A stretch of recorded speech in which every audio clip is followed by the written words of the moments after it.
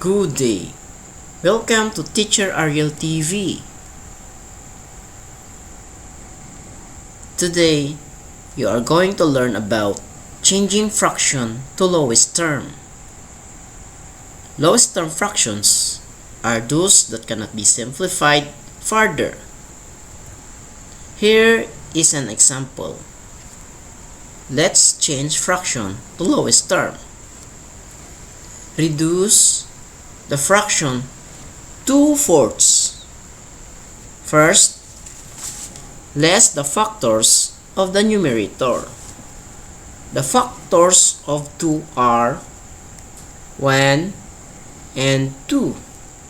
Next, less the factors of the denominator. The factors of 4 are 1, 2, and 4.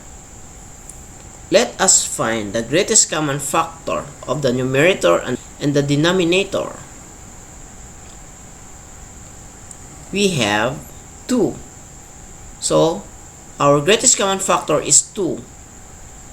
Divide the numerator and the denominator by the greatest common factor.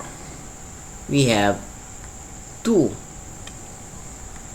2 divided by 2 equals 1.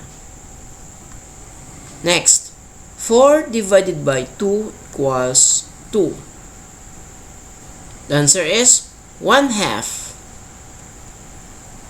So, the lowest term of 2/4 is 1/2. Another example. Change fraction to lowest term 8/12. First, less the factors of the numerator. The factors of 8 are 1, 2, 4, and 8. Next, less the factors of the denominator. 12. The factors of 12 are 1, 2, 3, 4, 6, and 12. Now, our greatest common factor is 4. Divide the numerator and the denominator by the GCF, or the greatest common factor. So, our greatest common factor is 4. 8 divided by 4 equals 2. 12 divided by 4 equals 3. So, the answer is 2/3. The lowest terms of 8/12 is 2/3. Another example. Change fraction to lowest term. 15/35. First, less the factors of the numerator. 15. The factors of 15 are 1, 3, 5, and 15. Next, less the factors of the denominator. 35. The factors of 35 are 1, 5, 7, and 35. So, our greatest common factor is 5. Divide the numerator and the denominator by the greatest common factor, which is 5. 15 divided by 5 equals 3. And 35 divided by 5 equals 7. The answer is 3/7. The lowest term of 15/35 is 3/7. Another. Change fraction to lowest term 6/18. First, less the factors of the numerator. 6. The factors of 6 are 1, 2, 3, and 6. Next, less the factors of the denominator, 18.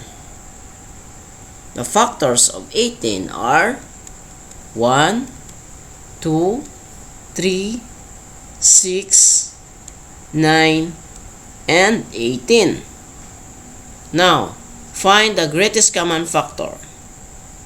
So, the greatest common factor is 6. Divide the numerator and denominator by the greatest common factor, which is 6. 6 divided by 6 equals 1. And 18 divided by 6 equals 3. So the answer is 1/3. The lowest term of 6/18 is 1/3. Another example. Change fraction to lowest term, 28/42 seconds. First, less the factors of the numerator, 28. The factors of 28 are 1, 2, 4, 7, 14, and 28. Next, less the factors of the denominator, 42. We have 1, 2, 3, 6, 7, 14, 21, and 42. Now, find the greatest common factor. So we have here 14. Divide the numerator and the denominator by the greatest common factor, which is 14. 28 divided by 14 equals 2. And 42 divided by 14 equals 3. So the answer is 2/3. The lowest term of 28/42 seconds is 2/3. Quiz time. Let's answer this. Reduce each fraction to its lowest term. You only have 5 seconds to answer. 9/18. Start now.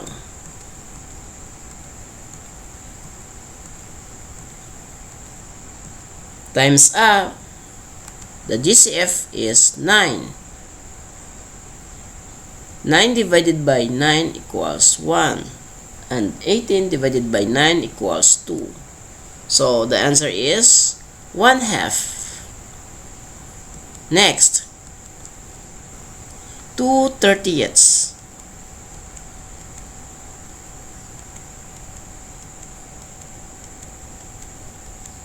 Time's up. The GCF is 2. So 2 divided by 2 equals 1. And 30 divided by 2 equals 15. So the answer is 1/15. Another 6/8.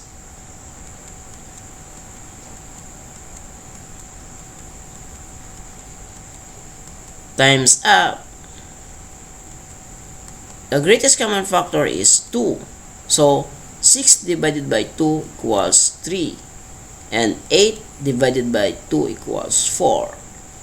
So the answer is 3/4.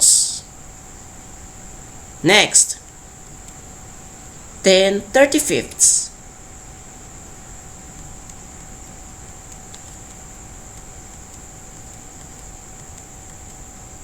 Time's up. The greatest common factor is 5. So 10 divided by 5 equals 2. And 35 divided by 5 equals 7. So the answer is 2/7. Another 6/9.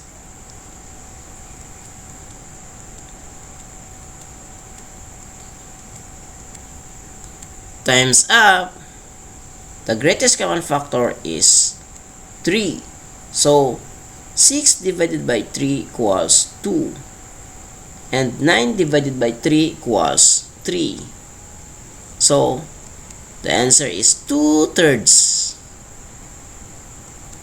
Another 20/30.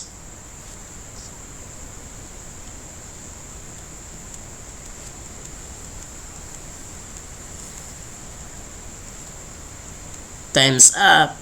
So the greatest common factor is 10. 20 divided by 10 equals 2.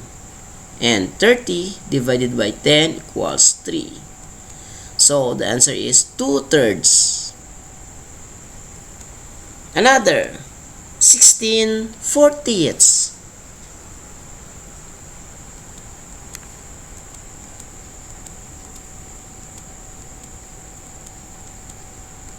Times up.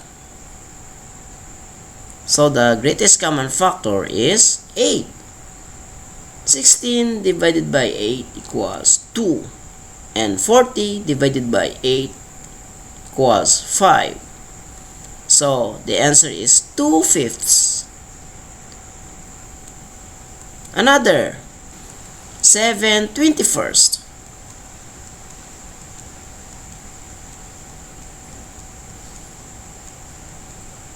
Times up.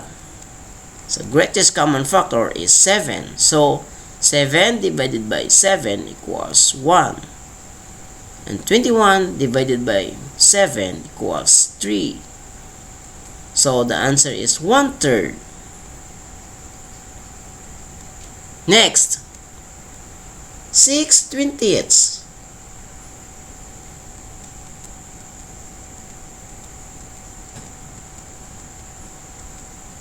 Times up. The greatest common factor is 2. So 6 divided by 2 equals 3. And 20 divided by 2 equals 10. So the answer is 3/10. Another 27/30.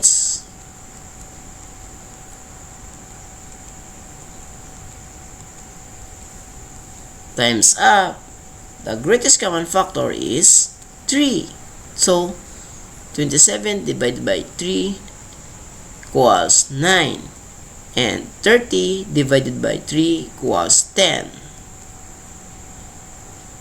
So the answer is 9/10. That's all for now. I hope you enjoy learning about changing fraction to lowest term. Thanks for watching.